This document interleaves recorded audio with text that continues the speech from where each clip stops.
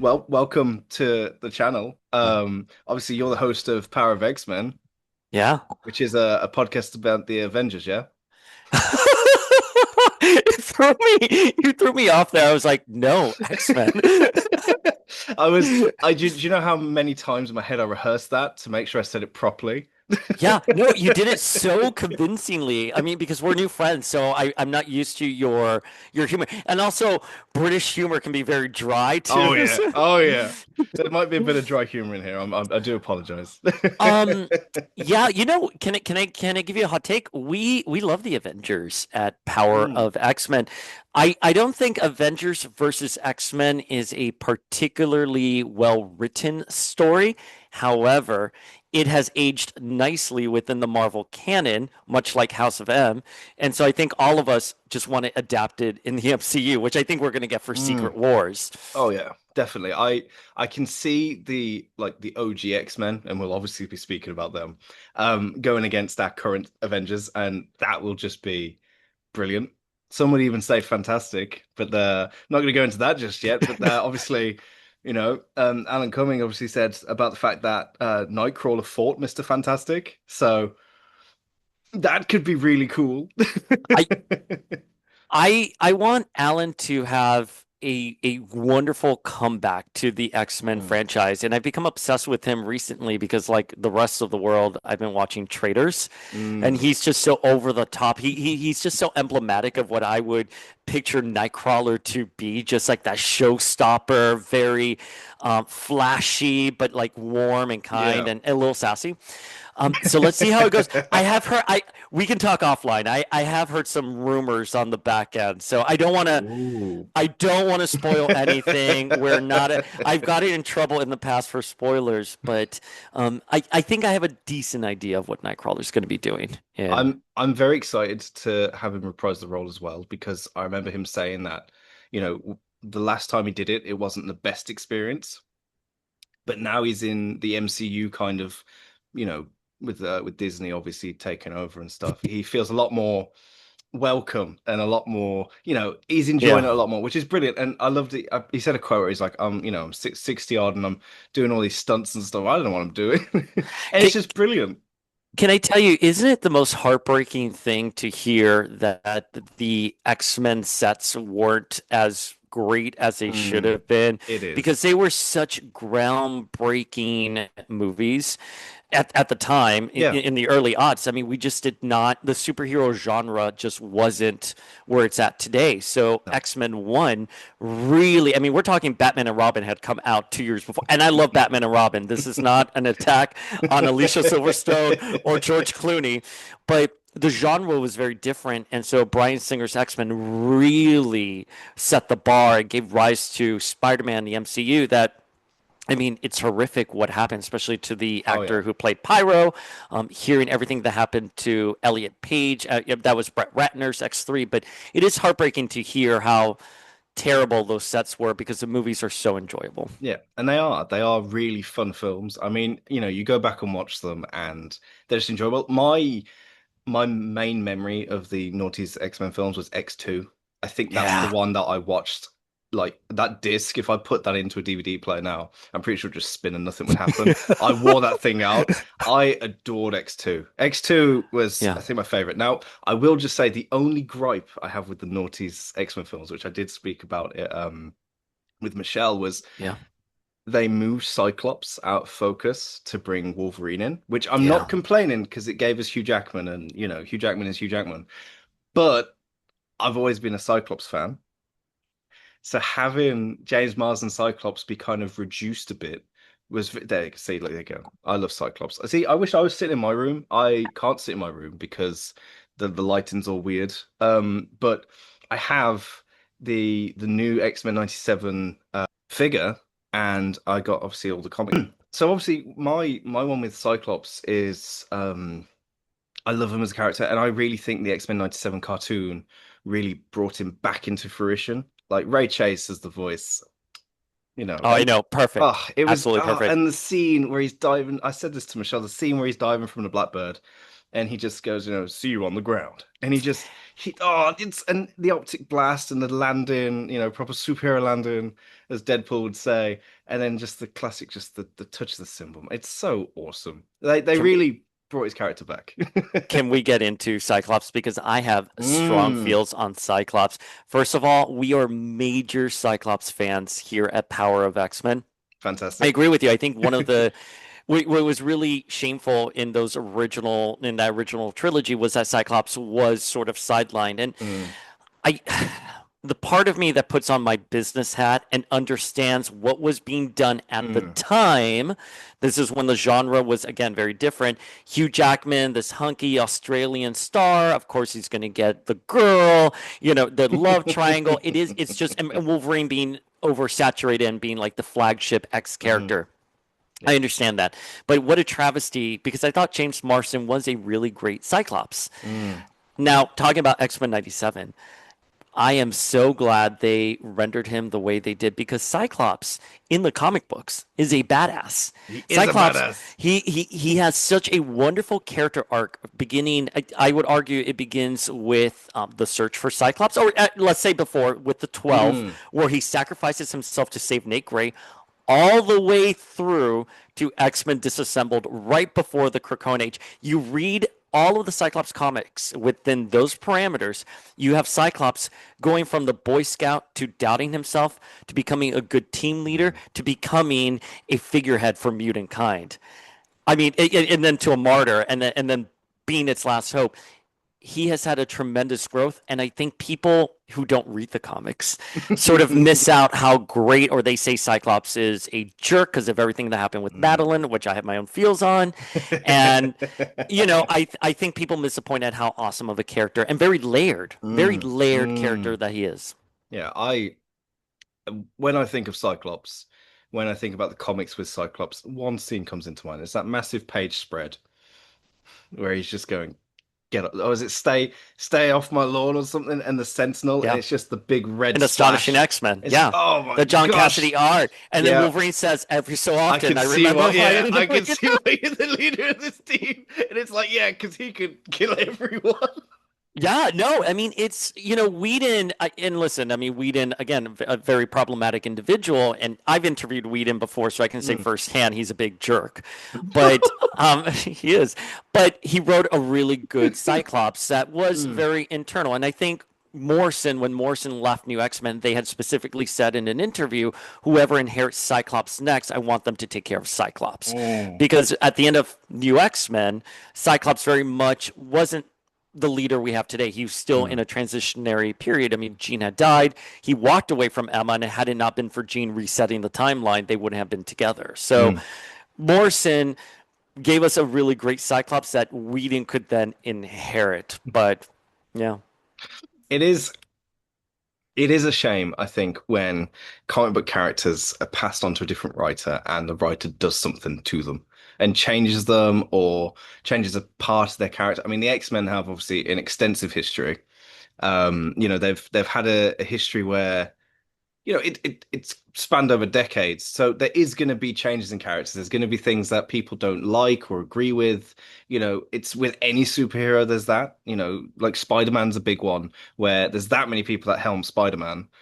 You have that kind of, okay, yeah, but why is he doing this now? It's like, well, yeah, because this writer took over halfway through the run and went, like, I don't know, say a Hulk writer takes over on Spider-Man halfway through a run, the theme it's going to change slightly, and the problem is when it changes and it's very noticeable. Instead of just like a tiny change, it's like this happens suddenly. It's like what? it's like very lopsided. I know I kind of go back and forth on that. I think the one thing that I always try to remember is that editorial offices are very much at the mercy of writer availability and sort of what writer comes in with pitches. This is something that I didn't even Mm, conceptualize until I started doing Power of X-Men and interviewing more people in comic book editorial offices. But their job is to accept pitches from writers. And Mm. I always thought the editors were micromanagers of the IP. But no, they're very much like a news editor. You come in, Yep. you pitch them a story, they like it, and their job is to polish the story with the writer, but the writer's the one who's in charge. I think that's why we got such this very synchronized approach during the Krakoan era, because we had Head of X with Jonathan Hickman, where he was the showrunner and the editors could edit. Yeah. Yeah. But Yeah. that's one of the things I agree with you, because I don't like it when those like that jarring left turn happens in a story, and it's like, well, okay, I mean, why didn't editorial step in here? It's because their job is not Yeah. to their job is solely to make sure that the writer is the best that they can. Yeah. And it's not. It is a Oh, shame. and production deadlines and stuff like Yeah, that. it's especially a shame because you understand how much work goes into a comic book, and Yeah.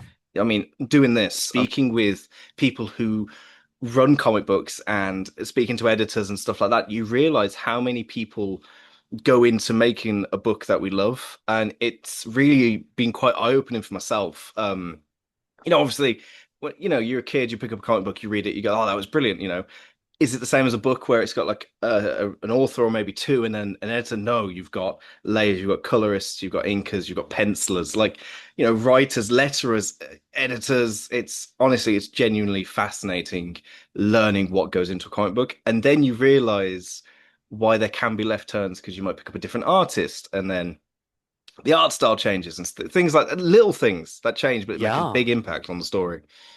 Well, it's funny because we were talking with Joe Casey and Ian Churchill, which of course did Poptopia at the same time Morrison and Quitely were doing New X-Men.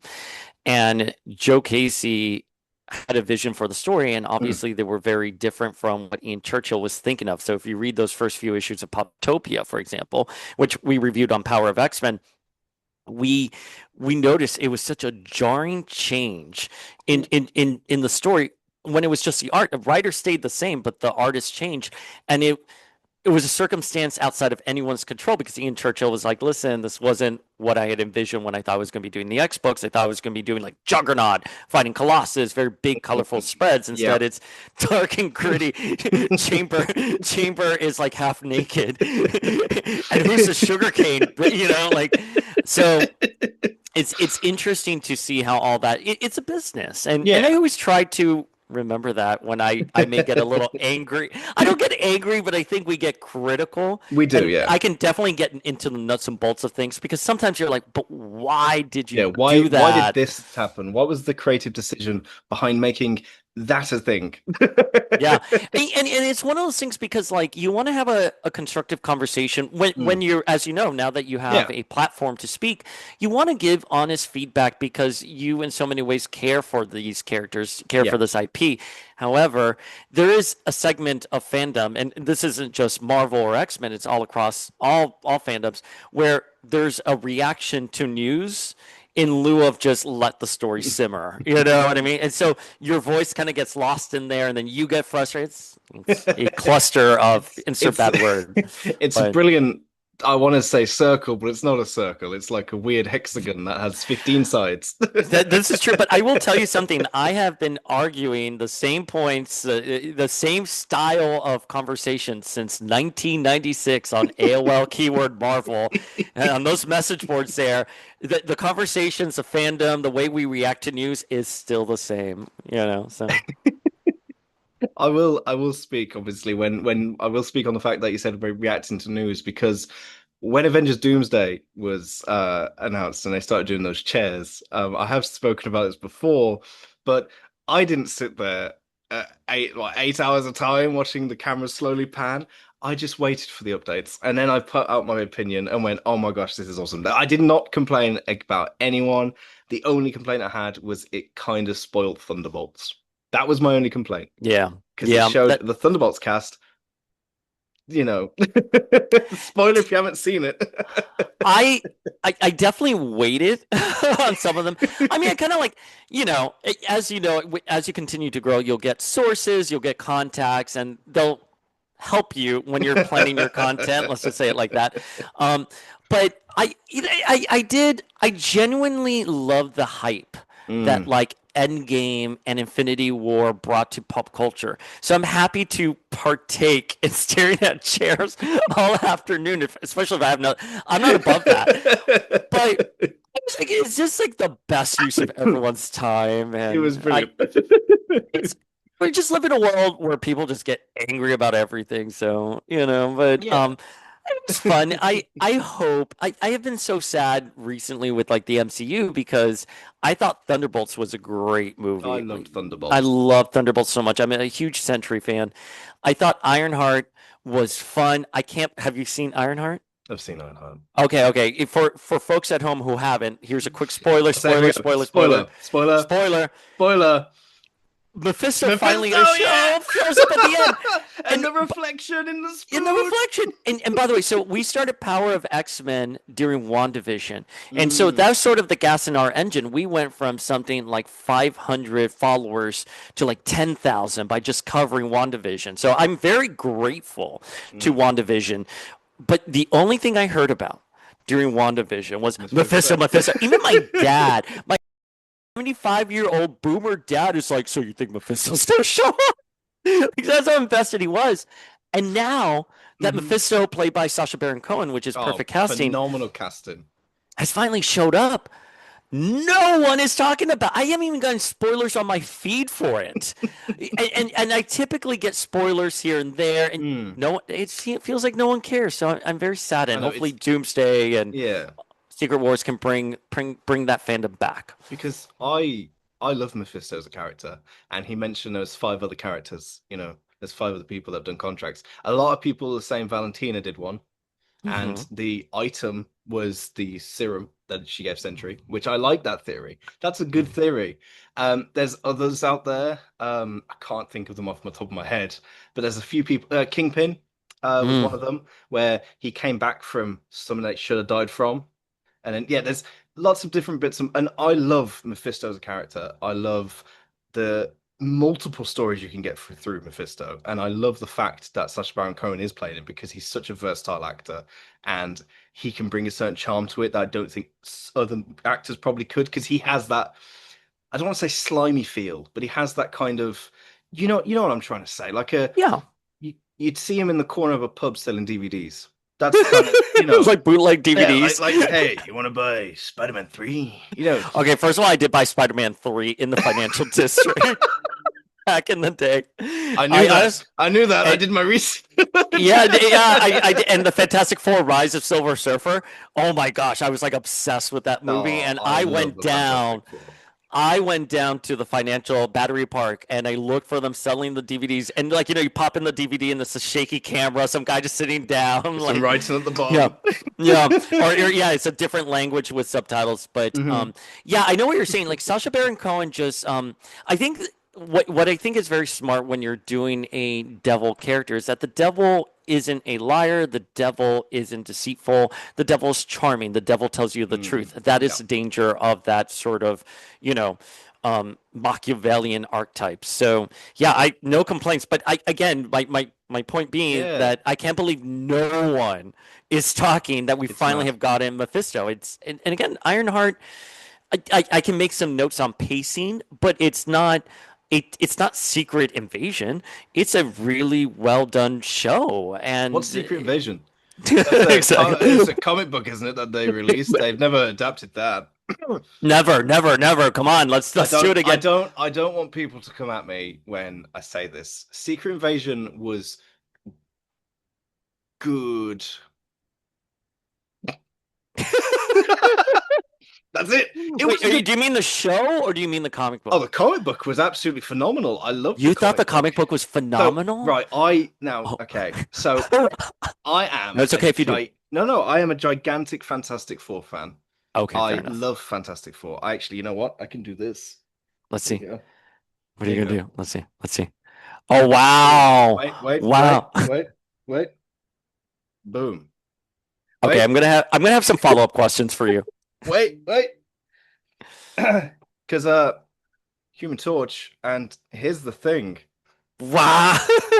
And it gets better. It gets Wait, do you have better. Silver Surfer? I didn't know these Funko Pops existed. I'm not a Funko Pop collector. Oh Oh, is no. that Galactus? There we go. There he is. Six inches. that's a holy grail, right? It is gorgeous. I love Galactus and Ralph Ineson playing Galactus. But what we will do is I'm now interested in these follow-up questions. Well, I want to ask you some Fantastic Four questions really Oh, quickly. that's my thing. Okay, Wait, no, okay, wait, wait, okay, no. Here's my thing. okay. Okay. Oh, okay. Best Sue Storm costume.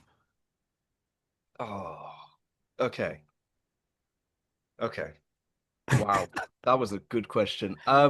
There's only one right answer. If you engage with Power of X-Men, you know we are obsessed with one Sue Storm costume. Oh no. It's okay. I don't expect you've only been doing this Oh for a few months. I don't no. I don't expect you. You knew Okay, I got okay, Spider-Man 3 okay. bootleg, so I've got yeah, I was there. I was the one who sold it you. you did look familiar. No, I okay. Gonna be quite a big one. Um, Okay. I love all the suits besides that weird 90s one that we got with the Okay. weird cutout of the four. That was strange. Ah, That was that was weird. our favorite. That's right, the boob No, window. that's a strange boob window. It doesn't make sense. Why not give the rest of the team boob windows? You know, Hey, I wouldn't say what's no to going on? that. Now I will say I have probably got three favorites. I'm gonna three Okay. favorites. Okay. Invisible Woman. I think Malice is a really interesting costume. It's very different Fair. from what you would Yeah. usually get within the Fantastic Four. I really like it. Not in the weird sense that some people like it. I just like it because it's a really good visual representation of a darker side of Sue Storm. Yeah. There you go. Agreed. My second one would be I don't want to say any uh illustrators because I want to speak to them. Um I really love the classic black and blue. Black and blue costume was it's I love that. It's brilliant. It's fantastic. The third one, oh man, the third one. See, I'm a sucker for the 2005 films.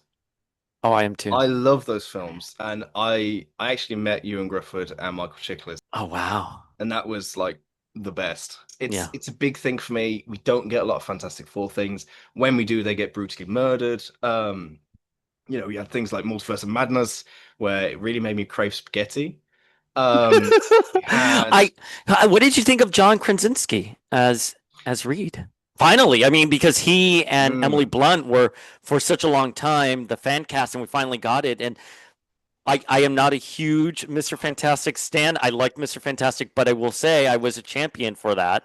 And then when I saw it, I was like, I'm good. I'm I okay. I never backed it.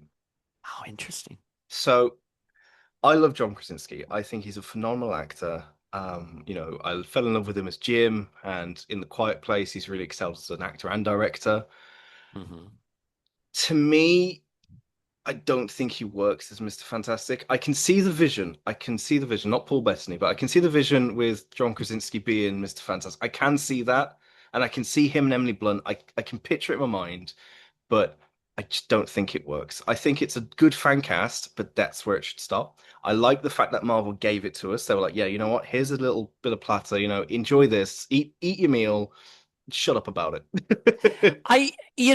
With everything in life, I think it's the writing as well. Mm, mm, Unfortunately, I'm not a huge fan of Michael Waldron. No shade. I'm sure wonderful yeah, human being has done great things, but I think even Waldron has spoken about that they got to that point in the film and they didn't really know what to do. They just wanted to yeah, shoehorn a cameo. And you're going to tell me that the Illuminati of this world, spearheaded by Xavier, Captain Marvel, and Mr. Fantastic, were like, "Oh, we don't need to worry about that witch," and she kicks her ass very earnestly. Kicks her ass. Like I would just expect Reed to be like, "Wait a minute, I'm gonna go get the ultimate nullifier and zap this witch yeah. to another." I again, it wasn't a fair script, but No, I think the sample of, like a mall sample. it I was was like, yeah, okay, yeah. I had my fit. That's all I needed. I'm ready to move on. And I'm Uh, on the fence of Pedro Pascal because I like Pedro Pascal so much. I am such a huge Pedro Pascal fan. I remember him in episode 1 of season 4 of Buffy. That's how far I have loved yeah. Pedro Pascal. However, I'm unsure of the cast. I want to see it play out. Okay. Let's see. Okay. But I think Vanessa Kirby is great. Oh my gosh, I'm forgetting Silver Surfer's actress's name, Julia but Garner. Julia Gar. By the way, on our podcast, I always forget her name too. I She love she's my Julia favorite Garner. part. She's I know brilliant. everyone's so angry because it's female Oh my Silver God, Surfer. what? It's It's it's a an woman! alternate you. Ah! Oh my god! Oh my god! I- if anyone has read Earth X, listen. That's just how it goes. Just appreciate we It's get Fantastic Four, man. You know what I mean? Like, just she calm is my. down. When she's like, "I herald your end," I Oh, herald oh this. Oh, no.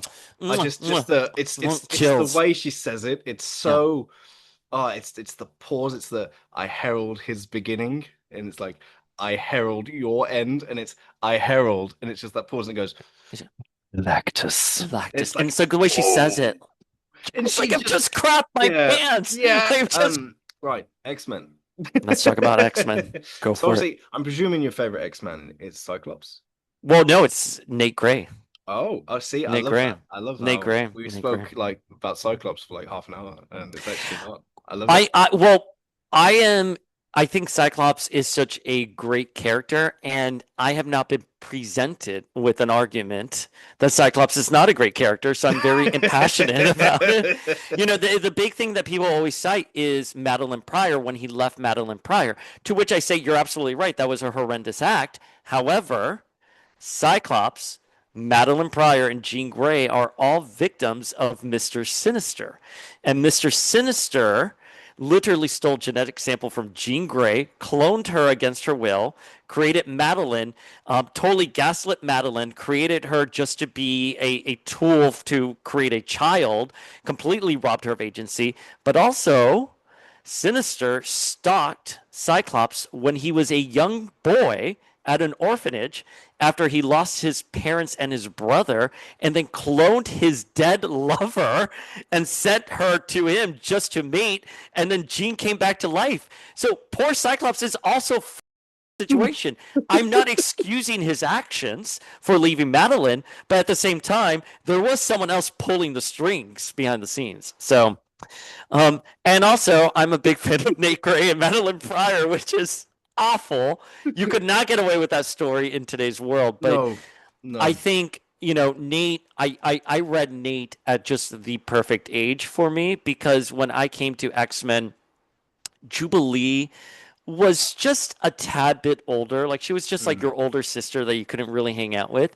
But once I started, hitting, you know, 14, 15, and I was reading X-Men, he felt a little bit like it felt like a kindred spirit with him, like a rapport. And I think the situation with Maddie, where they were both traumatized by Sinister, I love the romance aside. This is the only time I will say romance aside. I think they share really great rapport, and so Nate is my favorite. I am a Jean Grey scholar, so Nate's my favorite, but my passion is Jean Grey. We love Gene. So those are my Now, two top. obviously, we did just mention Marvel Rivals. Yeah, How do you feel about Jean Grey in the I'm Phoenix? a Jean Grey and the Phoenix in the context of Marvel Rivals or in Mm. general. In context to Marvel Rivals, because we could have a whole separate episode on just Jean Grey. I I'm not the biggest Marvel Rivals player. I'm a big Fortnite player. That's where I can play. I don't mind it. I was hoping I don't like the costume as much. I was hoping more of a 90s or just I always think it makes Jean look a bit callow when she has a head sleeve on with the Phoenix outfit. Like I like the purpose of her taking off that head sleeve is to show that she is powerful. No apologies for her powers. She doesn't need it to be funneled through anything. So I think the head sleeve kind of cheapens it for me. That's a good take as well, though, because it makes sense. You've added actual reason behind it, where a lot of people on the internet are just going, "Nah, mate, bad, They're just like that. Yeah. bad. It's bad. I don't like They're it." also leaning into that AVX notion where the Phoenix Force and Chaos Magic are the yin and yang, which is Mm, something we haven't seen since when was AVX 2012? yeah, It's I'm glad they resuscitated this. I remember when AVX came out, like the midnight release on Comixology, it was like, what? I can get a digital comic and this was digital comics. before they were owned. Mm. Comixology was owned by Amazon, so you could do in-app purchases. And the midnight release of AVX, I remember that. I remember waking up at my in my apartment in the city and just getting it. That is. a great feeling, I think, being able just to go and pick up a comic. I think it's a lovely thing to be able to do. Obviously in the UK we're a bit more barren on comic book shops, and it's really sad to be honest. It is upsetting, but I have a local comic book shop and I What's frequent the it a local lot. comic book? Which one? But it's Worlds Apart, and I've been told off for saying it's Forbidden Planet. So it's Worlds Apart in Birmingham. And if you do come over to the UK and you do come to Birmingham and we hang out, I will take you there and I will show I you will it because happily go. I love it. It's brilliant. They have boxes and boxes of 99p comics. Wow. And you just rifle through them. The other day I picked up like a really old Silver Surfer comic just because I could, and I Yeah. love doing that.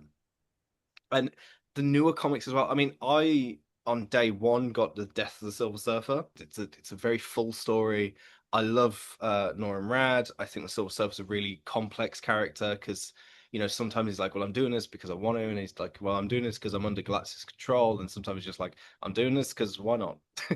But the theme of the Death of the Silver Surfer is in depth character stories where it's like, okay, they've got to make a big choice. There's moral decisions, there's ethics involved. But yeah, I love the feeling of going into I digress majorly then. I love the feeling of going into a comic book store, picking up a comic off the shelf, or obviously digital, which is a newer thing, ish. It's become a bit more prominent, I believe. Marvel Unlimited has been a big jump Yeah, in it's that, been where you a can access loads of comic books, which I think is brilliant as well for people that maybe don't feel like they can go outside or they can't get out and they want to read comic books. They have the access, and I think that's really lovely to have with a massive catalog of comic books because it's brilliant. And but yeah, again, I digressed. no, no, no. Brand new comic Accessibility was books are like, the best. yeah, brand new. Well, I do have my quarrels with modern comics. I'm sorry to say, and I don't want to be negative, but much like you, I love it when people like if I don't like something, like I can only let me just speak only to the X-Men line. If I don't like something, I love a counter argument, and I love that people who love a certain issue, let's say the Hellfire Vigil, go out and say what a great book this is and get people to buy it because we've pulled our familia on Power of X-Men, which is we asked, are you reading modern comics? Did you pick up, comics today, Mm, the Hellfire Vigil? And the numbers were dismal. And mm. there's a huge amount of people who pirate comics. And Yes. I understand the price point. I mean, the Hellfire Vigil was $7.99. But the fact of the matter is, if we're not going to comic book stores or Kindle, which is where I do most of my reading, and Yeah. we don't pay and get these, we don't get more comics that we like. But it's I love that feeling. My local comic book store, I have a Forbidden Planet in New York. It's not the same as which I was so confused for like a number of years. I want to say like a good 10 years. I always thought Forbidden Planet in the UK owned the one in New York, but no, they're very different. But mine is Midtown Comics on the lower in the financial district. And then here in Miami, it's Tate's. But I love that feeling of going in and just reading a good comic. And for the longest time, accessibility was the big issue with readerships. And Yeah. I was having lunch with Jason Lowe, who we were talking about the difference between people who read on Marvel Unlimited and Mhm. people who read the weekly comics. And you find different numbers. And a lot of these back issues that maybe haven't been in circulation for a couple of years, they have a huge spike Yeah. on Marvel Unlimited. So I agree. I think Yeah. the accessibility is great. And it's brilliant because, as well, like you just said with the back issues, like spiking and stuff, with new characters being introduced into big IPs like like Marvel Rivals, like the MCU and things like that. You've got that beauty of going, I really like this character. So, for instance, you mentioned Sentry earlier. Obviously, Sentry has got a big history in comics. Like, he's got a wicked history. People can go and get that on Yeah. like Marvel Unlimited and stuff. And I think that gives people the chance to fall in love with characters because I think that's really important when a new character is introduced. So, for example, um, the new Fantastic Four film with Shalabalin, with the Silver Surfer being a woman. Ooh, as everyone Read Earth was, X, read yeah, Universe X. Go like on. And people got so upset about it, and I was like, okay, I'm not gonna be one of these people that's like, oh well, you just don't read comics. I'm gonna go, no, this is Shalabal, this is a Silver Surfer, this is actually in well, you know what, in the 2007 Fantastic Four film, Silver Surfer, Norman Rad is speaking about Shalabal, and Yeah. that's what's going on there. Like it's not, That's why he saves Sue. That's why yeah, he has a rapport with Sue, because he and he looks at tells Sue, Reed, yeah, and he's yeah, like, she reminds me of her. It's yeah, no, oh, is it? They're sitting in the Fantastic, I think, and he's like, you remind me of her or something, and yeah. like Sue's like, what do you mean? But I don't like to make people, I don't like to gatekeep, I don't like to make people I hate think that gatekeeping. they Yeah. need to know everything about everything. You know, I don't know No. everything about the Fantastic Four. There's still things that I'm learning. I'm a gigantic fan. I mean, I've got a sweater that has all four of the members on. You know, No. I adore them. They were the first superhero team that I kind Hmm. of fell in love with when I was a child. You know, I remember going to go and watch the 2005 film with my dad. You know, I have all these memories about the Fantastic Four. Oh my gosh, when I met you in Grufford, I was in Fantastic Four costume, Hmm. which you can see in the interview with Michelle. I put a picture of it like in the middle. I remember. Um, I was listening to it while I was jogging. So. and it was, I went up to him and he went, "Hello, Dr. Richards," and it was just such a moment for me because he's my Reed Richards. You know, Yeah. he's my Reed Richards, He's great. We and were just talking about he's this so last night. great. He's a Yeah, great. Sorry to interrupt you. He's great. no, he is. I am really sad. I know I'll be really sad if he doesn't make a cameo in Doomsday or Secret Wars. Even if, and as horrible it's going to be, even if it's just to show Doom's power and he goes in and just wipes them out. If I see him, I'll be happy. Hmm. Like, it doesn't have to be the 2005 version. It could be any version. It could be classic Reed. I don't mind. He nailed the role, in my opinion.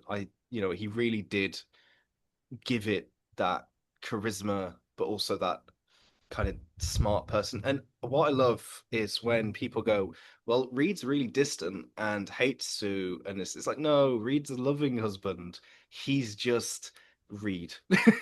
Yeah. So Well, yeah, he's preoccupied yeah, with. he's constantly going on in his Yeah. brain. He can't stop Yeah. thinking. It's a difference. And there's one thing I've sort of noticed with modern, comics and people who weigh in. Everyone wants everything to be perfect and these Mm. characters should be saints all the times. And no, Oh, these characters make mistakes. Drama needs to happen. There are they're decisions flawed. that they're flawed. Things have to happen within the Yeah. story that we don't necessarily like, Mhm. but there if it's a good writer, there is a parable at the end of this, or if they don't switch Exactly. writers, you get some kind of payoff for this emotional journey. I remember when they did Superior Spider-Man, and Mm. people actually believed that Spider-Man was really dead and never coming back, and Doc Ock, and it's like, no, it's a story that needs to be told. Like, relax there. And people, this isn't One More Day, you know what I mean? Like, this isn't the Stacy twins. Like, Yeah. relax. It's just a story that's being told. But it's interesting. But yeah, I'm always curious when people have those Mm. interpretations of like Sue and Reed. I will say, if people only know Reed through Civil War, then I understand their opinion Yeah, because I'm somebody who thinks now I liked Civil War. I did too. I liked the first one. I enjoy the second one, but I'm not the biggest fan because I feel like they damaged Carol Danvers' character a bit too much to kind They of most and certainly it did. yeah, and it damaged the whole view that people have on her. And it's really sad because I really like her as a character, and I think Brie Larson did a great job as portraying her. We talk about this all the time too on the podcast. We absolutely love the Marvels. Hmm. We're friends with Zenobia Shroff, who plays Mama Khan, What? and she was yeah she talked about how lovely Brie was on set and what a wonderful human being. And also, I didn't know this about myself until the Marvels came out. I'm a huge Brie Larson fan as well. I love United States of Terra. I love Scott Pilgrim. Scott Pilgrim. I love Scott Pilgrim. I listened to That Black song, Sheep. man. Oh, Probably that like yeah. song. I listen to that song probably every day It's on the my jog. beginning. The Yeah. beginning gets me. It's like doom, doom, Dun, doom. dun. Hello Hello again, again, friend friend of a of a friend. friend. Ah, I knew you went, you know. Um, and in the movie version is like, oh I went too yeah, hard. I went oh way yeah. too Did your hard then. The headphones flew off. I did the head crank too hard. But I love Scott Pilgrim's just brilliant, but we can speak about that at some other time. We'll do a spin-off episode. But on the subject of Carol though, on Civil War II, I agree. I think unfortunately the thing about Carol, she's an interesting looking at her from an IP perspective. Hmm. She's never really fully landed with audiences. Mm. I think when she was relaunched with the Kelly Thompson era, the iconic cover of her like Hmm. that, phenomenal restart. But I think there was just you had Civil War II, you had the movie rights kind of weigh in. I I've listened to the full context of Bree's, contentious air quotes Yeah. comments. She didn't say anything contentious at all. However, the way it was taken was contentious, and she was slaughtered in the media. And the Carol Danvers IP sadly has just been like just not reached the potential it should. And No. in a hot take we also have, in addition to the boob window for Sue Storm, we love the Warbird costume quite a bit. We love the Mm. black with the lightning bolt and the mask, and um, so we're big fans. And she, I think, it's not. No, it was a Fleer Ultra card. It was one of the Versus cards where I first discovered her and Rogue. But my first real exposure was that Rogue's Tale episode of X-Men the Animated Series with Mhm. your OG girlfriend Lenore Zan voicing. It's Whoa, whoa, whoa. Let's not out me like that.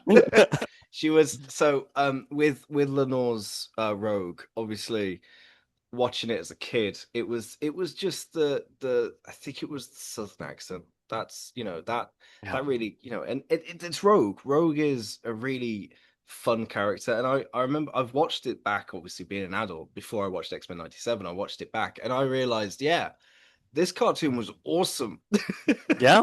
Like It's a watching it back, great. it's a great cartoon.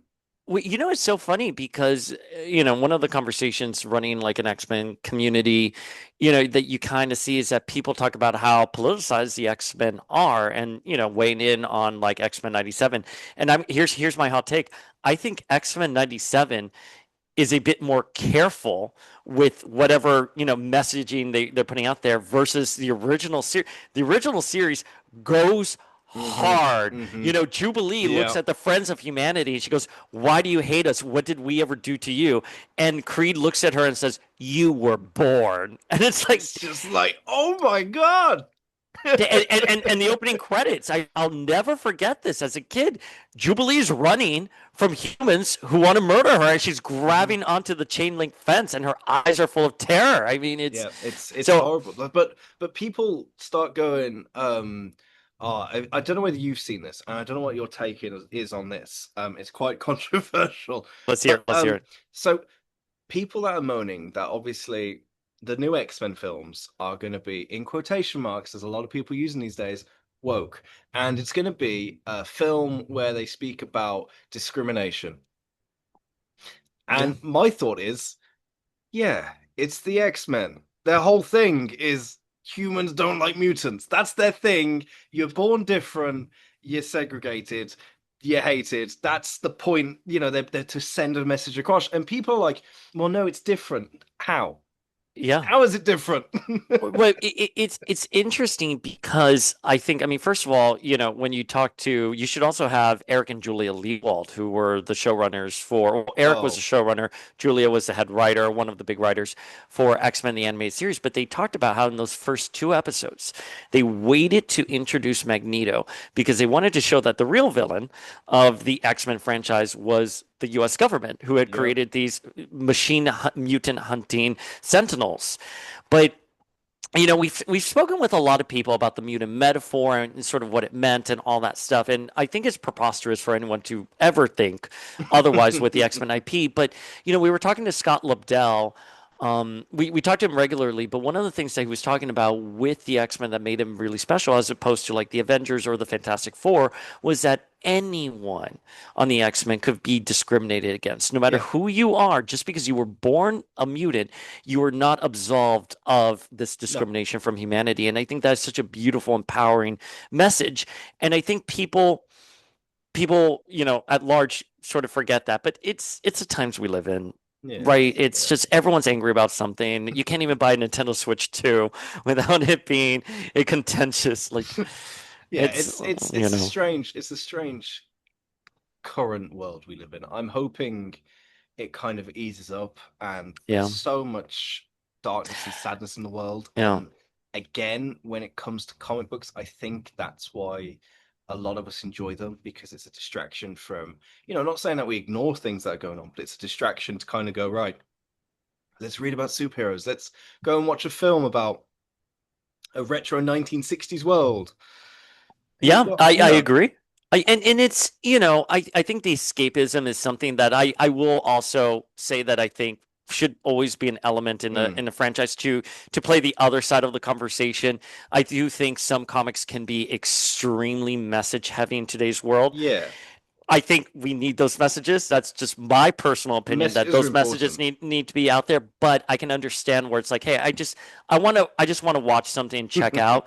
I think I am of the school of thought that if you are a talented writer, director, actor, whatever, you're the natural undertones of a performance of a piece will always be flushed out. And I was having an argument, not an argument, but a conversation with someone on a train a couple of months ago, and they said something like the X-Men are only good if it's a political, story. And I was like, Mm, well, no. I mean, mhm. we have Dark Phoenix, we have Age of Apocalypse, we have the Phalanx Covenant, and the beauty of those stories is that they're sci-fi heavy, but the mutant metaphor is still there because It's so again, apparent because it's, if it's yeah, well written, those undertones are just it flushed out. follows, So yeah. so I think the X-Men IP has room for so much, but again, it always just sort of I don't want to say befuddle, but it does confuse me when people are shocked that the X-Men are a Yeah. politically charged franchise because organically they are. And we just read Grant Morrison's new X-Men issue 122 for Mm. the podcast, and Jean literally looks at Cyclops and says, I don't care if my glowing eyes makes Republicans nervous. We have bigger things to deal with, and it's all about Cassandra Nova. But um, it's an interesting time we live in Yeah. to have these conversations. Yeah, and I think conversations like this are important, where people need to understand that it's not a new thing, everything like being, charged, and it's not a new thing with messages being sent through media, and it's not a new thing with, depictions of things in media that represent real life. It's always happened. It's just now that people are noticing it more because people are celebrating it more. That's my view on it. People are kind of going, yes, look at this representation, look at this enjoyment here, look at this. I feel like I can connect with this character because of this. And people are going, yeah, but that's just because it's woke. It's like, no, it's not. It's because you're noticing it because people are actually, eating it up in a sense. People are really feeling it, and people feel like they can be accepted. And I think that's one of the best parts with comic books, where it's always been a way Yeah. of, here's this subject, but with Spider-Man. Enjoy. And then you go, okay, yeah, Spider-Man did this. Oh, this could happen. And then, it's that thought process of, just because you're now noticing it doesn't mean that it's new. But again, it's curious because Power Rangers, Oh Captain God. Planet, these are high, diverse IPs that everyone grew up. And the X-Men Yeah. animated series, the X-Men Yeah. animated series had a viewership of like 30 million. Everyone grew up watching these highly charged, diverse IPs. Why is it so all of a sudden now? And my counter argument is always, if you don't like something, you don't have to watch it. There's plenty of things I Like, don't watch. right, like Ironheart. Everyone's like, oh, I watched Ironheart, it was bad. It's like, okay, but did you go into it thinking this will be bad? Because if you Yeah, go into something thinking negatively, you'll view it yeah. negatively. That's just how the human brain works. You wake up and you think, I'm gonna have a bad day today. Chances are you're gonna have a bad day because you're thinking about it. So everything that That's so happens, funny. I'm always so self-conscious of my first like morning thought because of exactly what you said. yeah, because it I happens. always think I have to, and this is leads to a lot of anger in my life where I wake up thinking like I'm gonna have a good day, I'm gonna have a good day, and then something trips me up, and I'm like, "Muh," you know what I mean? And like I come, like and then but I'm very all about that first morning Yeah, thought. But you've got to dictate, yeah, if you've got to be open-minded about yeah, everything. I think, a new coffee shop opens, be open-minded, go and try it out. If you don't like it, don't go again. It's fine. No one's going yeah, to berate you for it. It's life. It happens. But I always say with the X-Men, it's never not been about the fact that they're mutants and the humans don't like mutants. That has always been an apparent thing where it's one group and another group, and this group don't like this group, but this group want these groups, they want to be together, they Yeah, want to live together. And I do have one last question go for it. um Go for it. to round it off. Magneto, was he right? Was he right? I've always had such a really curious like perspective on this because there's sometimes where Magneto, I'm like new X-Men, Zornito, I'm like, I'm not following that guy. Not following that guy. But I think what in my younger world, there was in my younger age, Yeah. the idea of there being a school for people who are different, and you go to that and you find your family, and really all you want is to be just like everyone else, right? You walk into a room, whatever differences you have are no more important than your eye color. And the idea that there was a school out there where you could be welcome for whoever you are, and that you're going to learn to be your best self and you're going to proselytize unity. I love that. Mhm. I used to dream of a Xavier School as a kid. In my old age, I'm like, get me a pitchfork. I'm ready for I'm a little bit more Magneto. So I think in the context of when Magneto, that shirt, the Quentin Quire, Magneto was right shirt came out. I don't know if I necessarily agree with Magneto at the time, but I think I agree with Magneto's philosophy of we don't need to hide. We don't need to be on the down low. We should be mutant and proud. So, which actually is a Jennifer Lawrence Mystique line. So maybe I agree more with Mystique in that. But yeah, I think anyone who has ever felt othered in society, you feel that fire, not out of anger, but out of justice. So yeah, Magneto was right. But I can never say no to the idea of going to the Xavier Institute in It Westchester, New was, yeah, York. it was so cool. Yeah. How about you? What are your thoughts on that? Oh, okay. So, okay, yes, Magneto is right. You shouldn't hide for who you are. No, I think that's a strong message for millions and millions of people. Don't hide who you are. Be don't. proud of who you are. Accept who you are.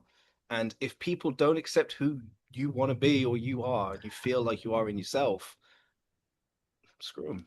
Doesn't Yeah. affect them. You've walked past somebody in the street, you're probably never going to see them again. And if Yeah. they think about you for more than 20 seconds, awesome. You've clearly made them think about something. Whereas you could just dismiss them straight away. And it won't Yeah. matter because tomorrow you'll wake up, you'll never see that person again. Ignore them. I Agree. personally think with Magneto's stance on being mutant and proud is a brilliant metaphor for being yourself and proud. And I Agree. think people should carry that throughout life. I love comic books. I love the Fantastic Four. I wear Fantastic Four shirts in public. I'm walking around. You have the classic people like, but then the other day I went to a supermarket and as I was walking out, the security guard went, "That's a fantastic shirt," and I went, "That was a good joke," and we had a bit of a laugh. And it's that you've got to be proud of what you are, who you are, and what you love, and who you love. Why not? We'll chuck that bit in. It's important to Yeah. accept who you are and share it with the world because the world becomes to quote Captain Holt from Brooklyn Nine-Nine, the world becomes a better place once somebody becomes who they are. So I got the best advice as a young man, which was the world deserves to have you at your best version in it.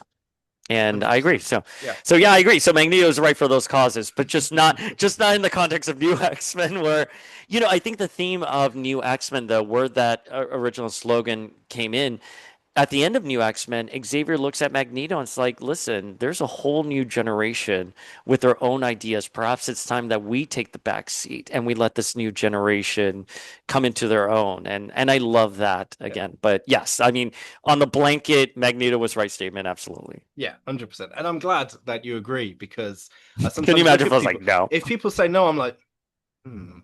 why? But yeah, honestly, thank you so much. And we need to play Fortnite. Yeah, let's play Fortnite. All right, take it easy, man. In a bit, man. Thank you so much. Bye. Look after yourself. Bye.